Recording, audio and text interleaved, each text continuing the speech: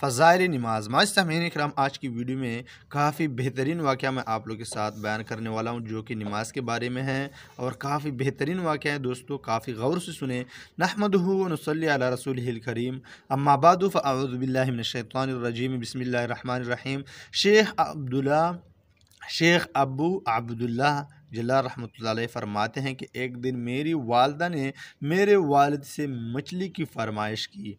वालिद साहब बाज़ार तशरीफ़ ले गई, मैं भी साथ था। मछली ख़रीदी, घर तक लाने के वास्ते मज़दूर की तलाश थी कि एक नौउम्र लड़का जो पास ही खड़ा था कहने लगा, चचा जान, इसे उठाने के वास्ते मज़दूर चाहिए। कहा हाँ। उस लड़के ने अपने सर पर उठाई और हमारे साथ चल दिया। रास्ते में उसने अजान की आवाज़ सुन ली।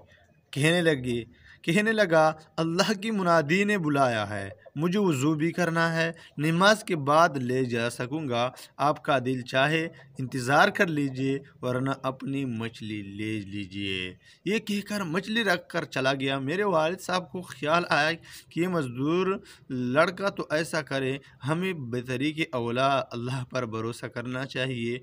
ये सोच कर वो भी मछली रख कर मस्जिद में चले गए। नमाज से फारिग होकर हम सब आए तो मछली उसी तरह रखी हुई थी। उस लड़के ने उठाकर हमारे घर पहुंचा दी। घर जाकर वालिद ने ये अजीब किस्सा वालदा को सुनाया। उन्होंने फरमाया कि इसको रोक लो, वो भी मछली खा कर जाए। उससे कहा गया, उसने जवाब दिया कि मेरा तो रोज़ा है। वालिद ने इसरार किया कि शाम के वक्त यहीं आकर इफ्तार करे।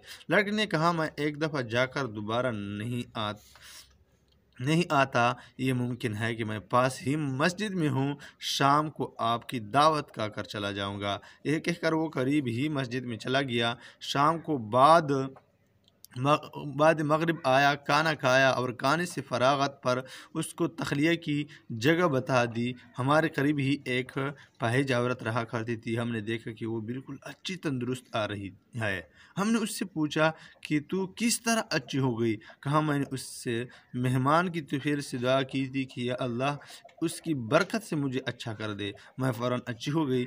उसके बाद जब हम उसके तख्लीए की जगह उसको देखने गए तो देखा दरवाजे बंद है और उस मज़दूर का कहीं पता नहीं। व आखिर दावाना अनिल हम्दुलिल्लाहि रब्बिल आलमीन।